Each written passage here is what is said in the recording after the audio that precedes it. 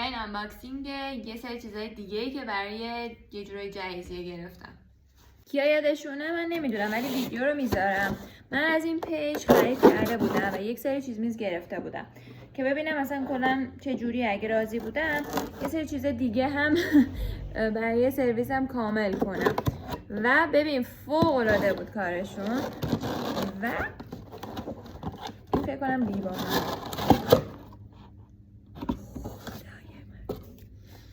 آقای کافی چقدرشون خره.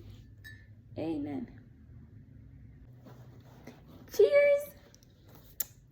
خب این از این بشقابم دارم. بعد چیز دیگه هم دارم.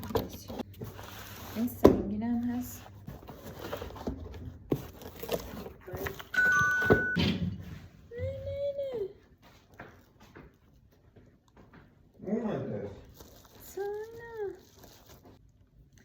بازم هست بایستیم.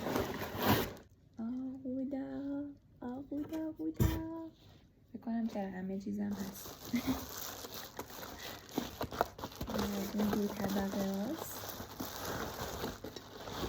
وای خدای من.